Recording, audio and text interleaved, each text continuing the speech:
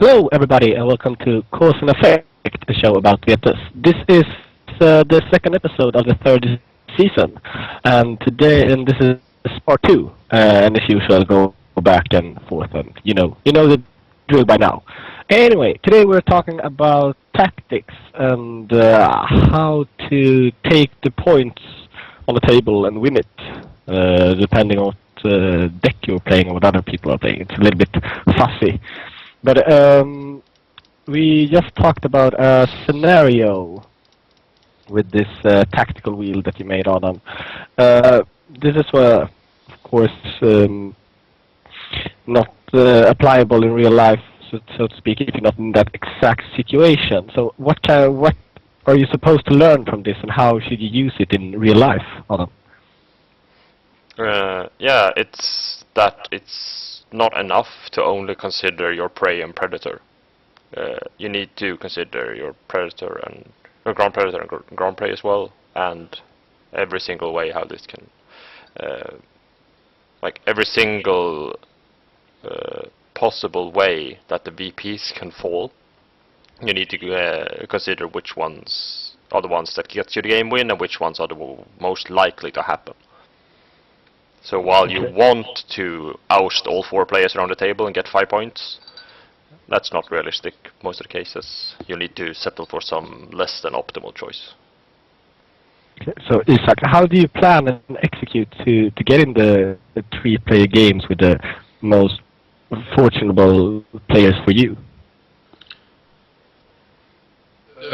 There is, as you said, it's very from situation to situation based, but when you should try to come up with which 2 decks are the 2 most optimal decks for me in a 3-player game. And when you decided on which those 2 decks are, how much resources will it cost me to make that happen? I.e., if it's your prey is one of the players you want in a 3-player game, that means that you have to stay passive for a very long amount of time. Will that give too much room to your prey? Will that result in that your predator puts too much pressure on you, for instance? Or if you're devoting a lot of resources into saving someone or helping someone, will you have lost too many resources when you are in the 3-player games? A 3-player game with the 2 ideal candidates that's for you ideal, that is. So should also take into consideration what's the cost of getting to a certain 3-player game. So a less favorable 3-player game might be more favorable because you yourself are in a stronger position in the less favorable 3-player game. Are you following? Yeah, the most extreme example of this could be an Auspex weenie, which has, say, 7 counters on Smiling Jack, and lots of minions out. This deck will be able to kill two rush decks, simply because the Smiling Jack wins the table for you. You just block everything against the Smiling Jack and you survive. So you can get into a winnable situation even with bad decks, given you have enough resources when you get there. Yeah, exactly. That is a very good example. So basically, when you sit at a table, you make a mind map of which player you preferably you counter the cost and efficiency of getting to the 3-player game you want to, and then you follow that strategy. Yeah. Am I? Yeah, that's more or less it. And you have to take into consideration that if the other players are playing the game as they should, they're probably making similar plans themselves. Yeah. So you have to take that into account when they're acting, and how they're acting depends on what their end goal is. Their end goal might be you being ousted, even people across the table, or it might be 4 players at the table that thinks that you are unfavorable in a 3-player game. That's usually what happens to rush decks and block decks, and why they can have a hard time in a 5-player game, because the other 4 decks don't want them in the 3-player game. Yeah. Okay. Another another thing to consider is the doctrine that your grand prey must die. Yeah. Yeah. Adam, would you take us in? Okay, so in betas there are three unescapable, logically derived truths to be able to win a game. You need to survive, you need to kill your prey, and your grand prey needs to die. The two first are kind of obvious, but in every single way where you can get 2 or more points, your grand prey will have to die to someone. So either you help your prey, kill your grand prey, or you get your grand prey yourself. That's the only choices you have if you want to win the game. And that means that in some cases, when your grand prey is a deck that you have really low chances of killing yourself, you will need to either ask for help or force other people to help you. Okay. Isak, do you have any? And this is sometimes when I talk to people with this, they have a hard time accepting this. But your grand prey needs to die. There is no situation, if you want to win, where your grand prey can't be alive. So your grand prey is not a cross-table ally. You can always be... Okay. You can play for the long term and be a long-term ally with your Grand Predator. That is possible. You can still get the game win. So your Grand Predator is a cross-table ally in that sense. You can honor a deal with that person even, until the heads up where you can't honor deals anymore. But that person has you as a grand prey, though. Exactly, and this is the beauty of it. Yeah. So you'll always have to keep that in mind, that you can be very nice and friendly and make deals with your Grand Predator without losing very much. But as soon as you start dealing with your prey, you probably end up in a situation where you have to break it one way or another. Either like straight up break it, or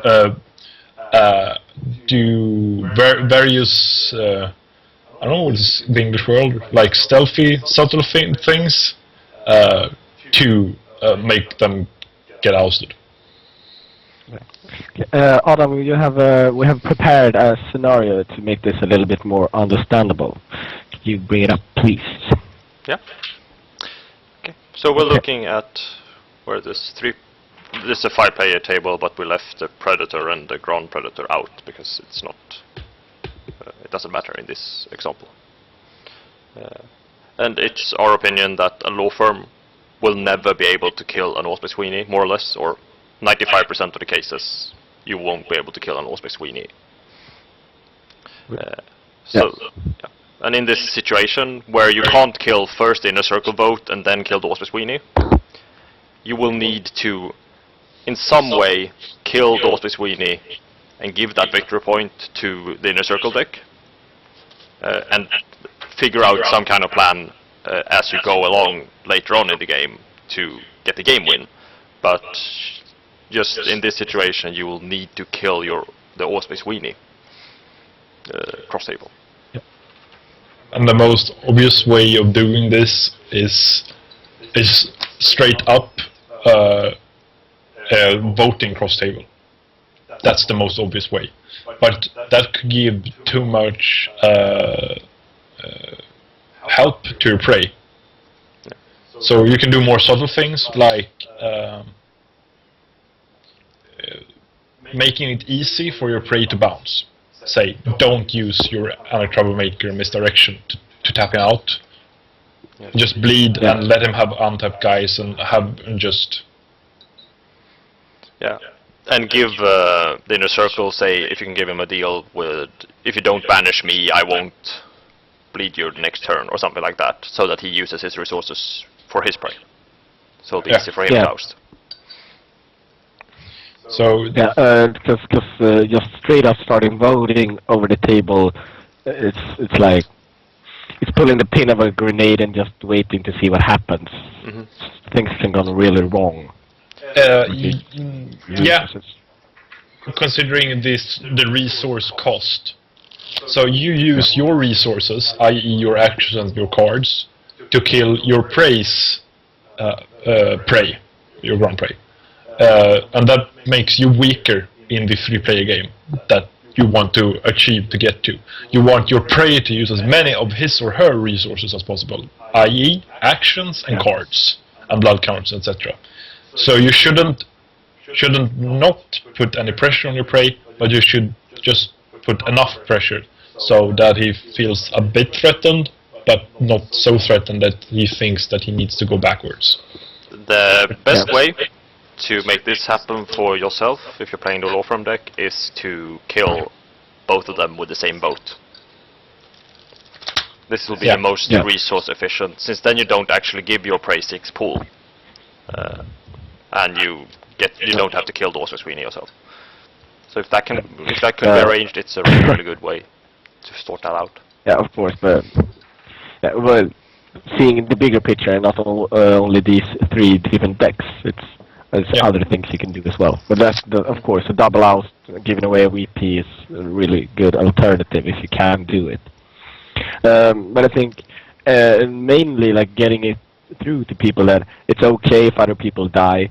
It's really okay if your Grand Prey die.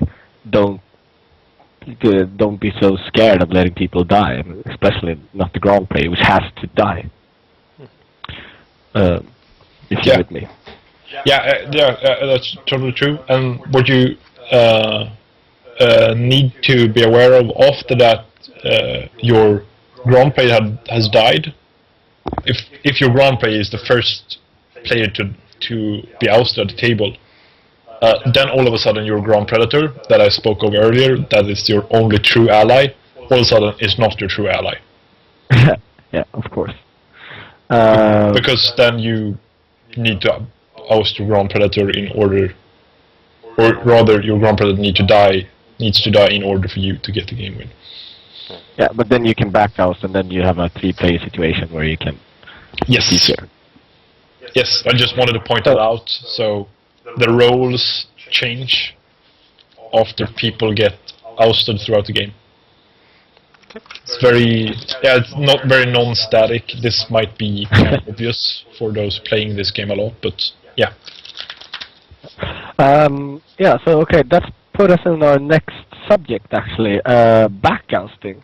We have had a lot of questions on when to backoust and why should you do it, and we've always reasoned it's really hard because it's really based on every situation. So every table has an own logic, and that's why it's so hard to talk about strategy in Vetas. And the strategy of backousting is also, of course, hard because every table has its own logic. But we will try to make an attempt on when you should backoust now. So, Adam, bring us in. Right. Backousting is good because it gives you time. You survive by backousting. It's a defensive measure most of the time. A defensive measure which removes a player from the game. Removing player makes the time go less likely to go. So it serves both the purpose of hindering timeouts and defending yourself. If I might add, when we say backousting, it doesn't necessarily to be literally have to oust your predator. You can just put your predator in a position where they don't do any harm. That is, their end result is more or less the same as a backoust. Yeah. Since the predator can't oust, you will not be able to win the game. Yeah. They might still technically be in the game, but their chances of winning are significantly reduced. So I just want to point it out. You don't necessarily have to do the last kind backwards or whatever means you're thinking about. Yeah, please continue. But in a certain situation, it's actually unnecessary to backoust, and that's when it's not defensive. When you will be faced with the same problems before the backoust as after the backoust. This is the example of this. If you're playing a Mind Rape and/or Baltimore Purge deck, it'll probably be easy for you to backoust your Predator. Most cases, almost any deck. But when you've successfully done so, the Chaos Stealth Bleed comes and bleeds you for 18 or 24. Or something less is possible. Yeah. So in this situation, backousting or not backousting is a toss-up. because you'll be faced with the same dangers or the same pull damage, but you will have wasted resources and time and actions for something that actually doesn't help you survive. So most of the time you want to use this for something else. Say ousting your prey. And it's very risky. I've heard sometimes it's called the path of the salmon. To try to do the backoust laps. You try to backoust every single player on the table until you're in the heads up with your prey and win that, and you get the 2 points. That's very, very risky. Planning for that, in my opinion, is not wise. You'll probably end up getting a table split with someone, most likely, because someone will get 2 points and you will win the heads up, hopefully, and then you will get a table split at 2-1.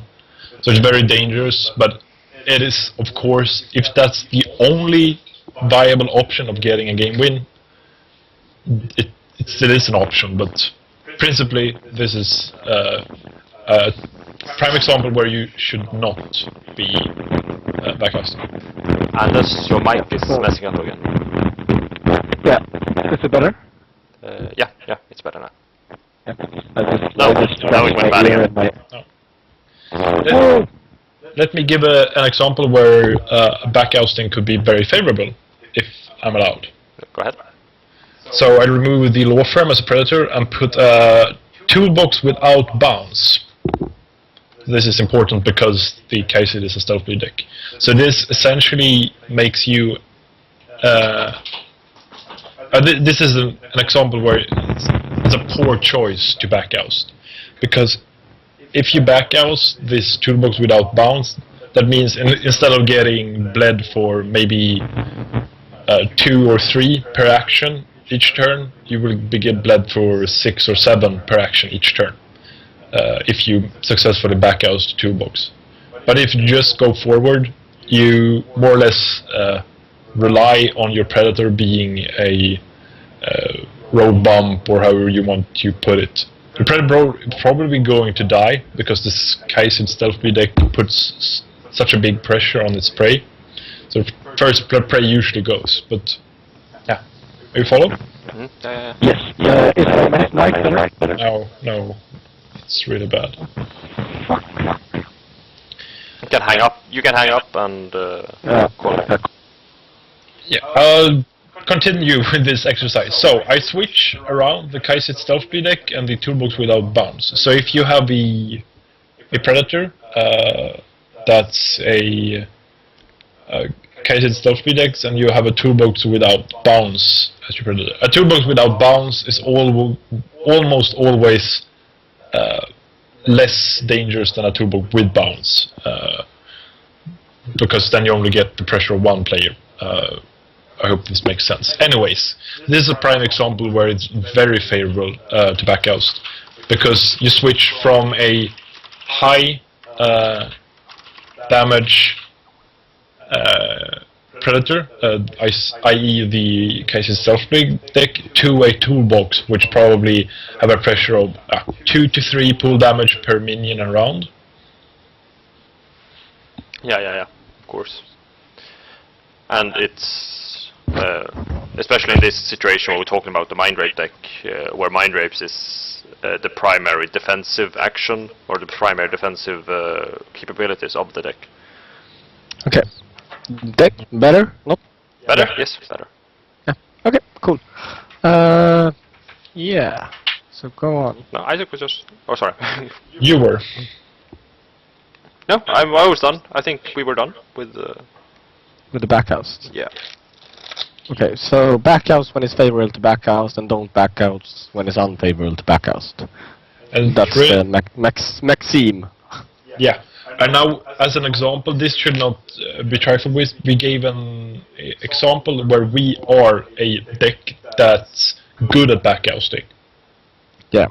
If I change this around and put, let's see... Kaiser stealth bleed, can't backoust. Really put a breed boon, and this is a breed boon that doesn't play kind resource concept. It just plays the breed and the boon, and you rely on bleeding. It's a deck that's very bad at backousting. So in this case, it doesn't really matter. Your predator Yeah. and role player could be whoever. So this is something to consider when metagaming. Yeah. So anyway, okay. So we've talked a little bit about getting your points and getting GVs at a tournament, depending on what you play. So, but when you have mastered the art of which deck your deck can take and master how to get the GVs, you will end up getting a first seed at a tournament, and then you have to choose your seat at the final table. What do you think when you're about to choose your seats, Isaac? This is kind of obvious, but I'm going to state it anyway. It depends on your seed. So, if I'm 4th or 5th, there's really no choice. But say I'm first seed, then it's really, really, really important, and this cannot be stressed enough, that you have been scouting. You need to know what the other players are playing. Other than that, more or less, this might be a bit of an exaggeration, but your first seed benefit is voided. Because it's good that you can, in splits, that you are the higher seed if there's a split. That's very, very good. But I think it's better that you actually do have the option of choosing your position. Yeah. So, how do you choose? So I take this tactical wheel that we're talking about, and try to consider, because I'll just place 4 decks randomly here on the table. So if I have 4 decks, and I'm first seed, I have 4 possible positions. We say I'm playing this law firm deck. Then I have to consider every position, and when I consider, just in my head, I put myself over here to the right, between the Breed Boon and the Kaiser Stealthy. I have to think, what made this result in? When I'm standing with the seating, ordering, starting, what made this result in? What will my plan for getting to a 3-player game be? And what will the other players' plan be? And then I do this with every of the 4 positions, and I try to calculate which one's the best. But there are other factors that comes into mind, like social factors. Have any of these 4 players in a bad mood? Or any of these 4 players my friends? Or any of these 4 players, if you're an international tournament? I think you need to elaborate on the friends part. Yeah, the friends part, that could be... If everybody are friends, then it doesn't really matter that much. But if 1 or 2 of them are your friends, you have to consider your friendship, so to speak, how your friendship affects your Vitus playing.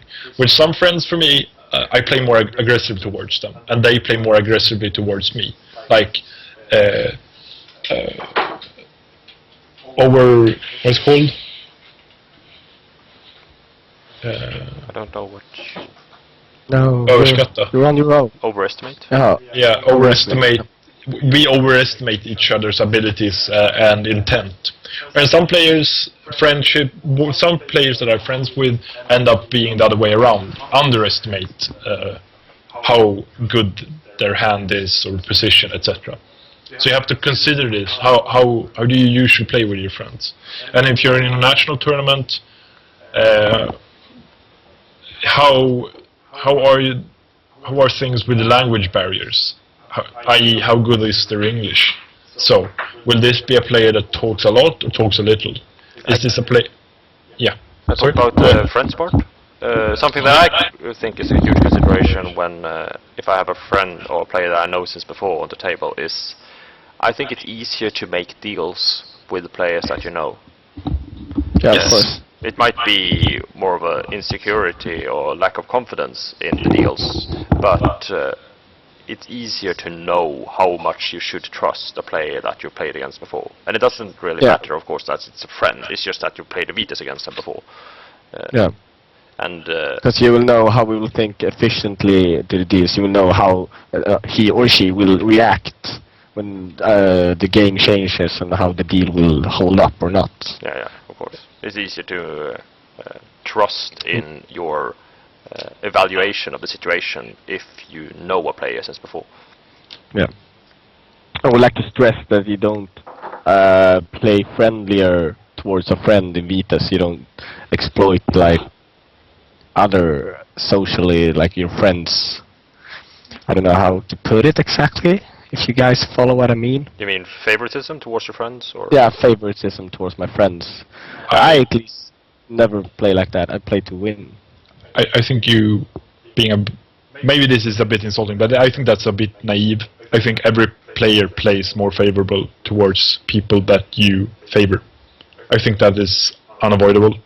Yeah, but probably. the professional part is trying not to kingmake, other than yourself, of course. But I think there's always, and you should take that in consideration when you sit on Of course, there's... If there are two good friends, and especially if you don't know them that well, you should take that in consideration. I'm not sure how, but you should take it in consideration and know that they're probably more likely to make deals and trust each other over the other players on the table. Yeah. I think so, at least. Okay, but getting back to the finals table, something that should be considered when choosing your seating is not only like, can I kill my prey, can I survive my predator, and all that. It's really, really important to mentalize the other player's situation, and do they have a situation where they can survive their predator and they can kill both their prey and their ground prey. You're setting up the table for this other player. So even if you're giving yourself the best possible chances personally, you're also giving a much higher chance to someone else at the table. So if you can lower your chances in one situation, but make it so that even though your chances are lower in an absolute sense, it'll be higher than anyone else at the table. So you can balance the other player's situation or the other's likelihood to win, and make it so that your position has higher than the other four players. Yes. So it's the relative odds that is the more important than the absolute odds, so to speak. And this becomes a lot more important when you're the second seed. And I'll explain why. Okay. Is that the first seed gets the option of sitting wherever he wants, of course. And if he will be given an extremely favorable position, he will of course take this. So when you're choosing your seating as the second seed, you'll need to consider what happens if I sit here. Where would the first seed? What will happen if the first seed sits here, here, here, or here? Is there any way that you can show this on our little map? Sorry, yeah, of course. Yeah. So it doesn't have anything to do with the 5 slices right now. Let's say the first seed is the law firm deck, and I'm playing an Auspix Weenie. I will mentally put myself in one situation, and then I will think on how will this player, the table work out with the first seed here, here, here, or here. The 4 other possibilities. And I'll like, okay, he has these chances in these situations. And I'll do the same for the second place. I'll try the first seed in all the 4 situations he can choose. And after I've done that, I'll try myself in the third situation, and then the first seed in his 4 possible situations. So you're actually not choosing, or you're not considering only 3 possible seatings. You're considering 12 possible seatings when you're the second seed. Yeah. It can be a bit overwhelming, but at least if you have this system, it's easier to think about how to choose your seating as the second seed. Yeah. And sometimes there can be imperatives for you. So if you're the Auspix Weenie in this example, we managed to put a rush deck up here. An imperative in this will be that you cannot sit next to a rush deck, because you will automatically lose, or more or less automatically lose. Yeah. So you have to find these absolutes as well. So in this case that Adam just painted, you have to sit cross table to animalism rush deck. It can give a really, really favorable position to law firm, possibly, but that cannot be taken into account, because you next to an Animalism Rush deck can give a better table balance, so to speak. But table balance is a smoke and mirrors. There is no table balance. It's only you, your deck, and trying to win. Yeah. So if everyone else has what will it be 25% chance of winning or 22% chance of winning, and this will be balanced for everyone else. They have 22% chance of winning, but yourself, you will have will be 12% chance of winning. It's a bad position, even though no one else will be likely to win something. You'll want to put yourself in a situation where you have the highest percentage compared to the others. Of course. So you should. It's fine to put yourself in a situation where you have 80% chance of winning, someone else has 15, and everyone else shares the 5%. That's fine. Yeah. You'll probably win like that. So. So you should not think about table balance at all. That's really the point. You should just. So you have to have this mental map in your head. Yeah, not who's going to oust who and how is this game going to play out. Most likely. Usually when you sit at the table and you're at round 5, you can usually see which guys are going to get in the 3-player table. Yeah. I believe. Yeah. And then depending on dealing, who will win. I think you're too. I don't know what it's called, but. Reductive? Yeah. It's probably not how it goes, but at some points it's obvious who's going to gets ousted and where.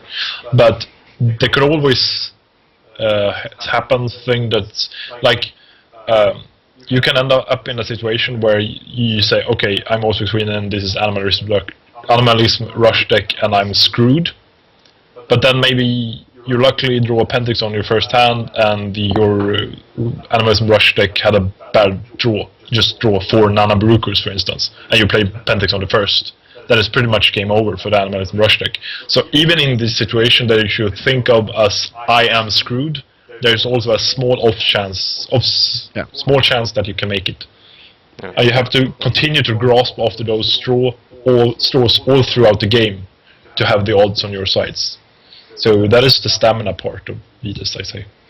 Also, here you get the consideration of how high quality is the deck, not only which quality.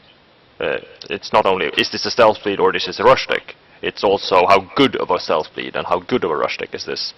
Because in some cases you might win a bad matchup. It doesn't happen very often, but every once in a while a law firm kills an Osprey Sweeney. Yeah. And player skill can help you there. If you're really, really technical or with Daring your the Dawn. Or Daring the Dawn, or more commonly maybe you make deal with your Predator to bounce back. Yeah. So stuff like that can happen. Both technical skill, like playing the cards in the most efficient way and having the best deck against the player who does not have the most optimal way of playing and has a 90 card deck. The law firm can kill the Osprey Sweeney every once in a while. Yeah. So hanging in there is also good because of this. Any last thoughts on the final table? Then let's touch the subject of metagaming towards a tournament. I think we've talked about this a little bit before, but Isak, how should you think when you pick your deck and metagame to get the game wins? This wheel that we were talking about, the tactical wheel, should still be in your head and have the basic concept I think I talked about in part 1. The Osprey Sweeney beats the stealth bleed beats the rush, and the rush beats the Osprey Sweeney. And if you have that map in your head and try to fit every single archetype in this constellation and try to think, will this lean towards more rush decks, will it lean towards more bleed decks, will it lean towards more block decks, and then you know what deck is favorable for you in a certain tournament. And some tournaments you want to have backoust capabilities. Say, if the meta is very mixed, it can be very good to be able to backoust. So there's a lot of mixture between stealth speed, rush, wacky toolboxes and such. It can be very favorable to backoust, even necessary in order to be win. But because in such a wacky meta, seating is very, very important. Like seating you get from the Archon. So you really have to be able to modify, so to speak, seating in retrospect. Yeah. Are you following me? Yeah.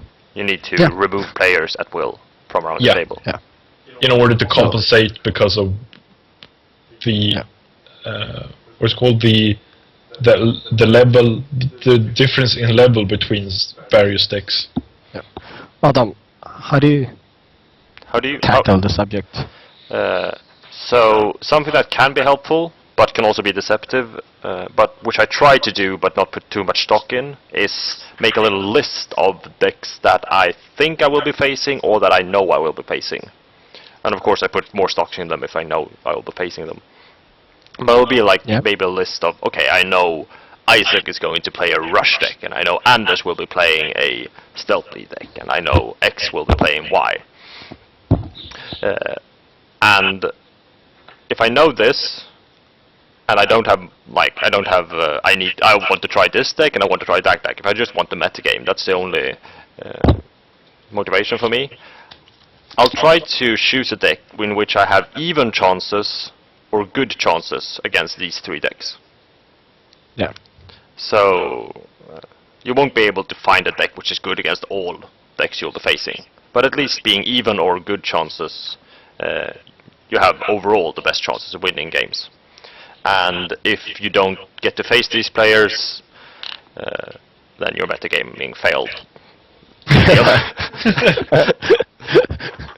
Big deal. Then it's big deal. Then it's seating that bite you, and you can just go around complaining about the seating. No. Then you need to have a really optimized deck, and the deck gives yourself lots of options to adapt to the table. Say. Okay. Yeah. So quickly, is it worth putting in silver bullets for? I know he's gonna play that deck. I will put in this card. It depends on what you lose if you don't face that deck. Changing like 6 intimidations to 6 entrancement is not that big of a cost, I think. So that could be an example where it's really worth it, because when you do face the allies, you will win. Okay. But I don't know, force cycle, because you think you will be facing one immune deck, maybe, probably not a good idea.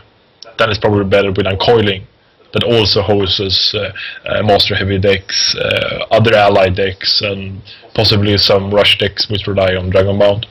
Yeah. And also some wacky decks, which are Gehenna decks. Yeah. It's one of those silver bullets that can be used for a lot of things. I think it's the card efficient silver bullets that are ones. The card efficient and that has lots of uses. So if you're afraid of something specific, you choose a silver bullet which counters that and can be useful otherwise as well. So you might play a Kindred Spirits bleed deck with Touch of Clarity, and you add more Touch of Clarities because you'll be facing Dominate. But it's also useful for other cards. Yes. Yeah. I don't know. I think that's about all the time we have today. Do we have any last words, so to speak, Isak? I'd love input if this been favorable in any ways, or if this is just confusing from you guys that listen. It would be really helpful. Yeah. Adam? Yeah, I'm a bit fearful for that this might be a bit fuzzy, but I think it was by public demand we had a call to talk about these topics. So if you don't like what you're hearing, tell us what was wrong, so we'll know. Yeah. It was fun talking about this. Very difficult because it's a difficult game. It's difficult to talk about statistics, tactics, for so very moving parts of the game. Well, anyway, that's it for this time. Thanks everyone for watching, and remember, if you have any thoughts, comments, or ideas, you can post them on our Facebook page and or send an email to the address below, which is causeampersandeffect@gmail.com. Remember to like us on Facebook and subscribe to our YouTube channel. Afterwards, after we've posted the episode, we will post a thread on beacon.net where you can continue the discussion. Yeah, and I think that's about it. We'll see you guys next week. Have a good week. Bye. Goodbye. Bye.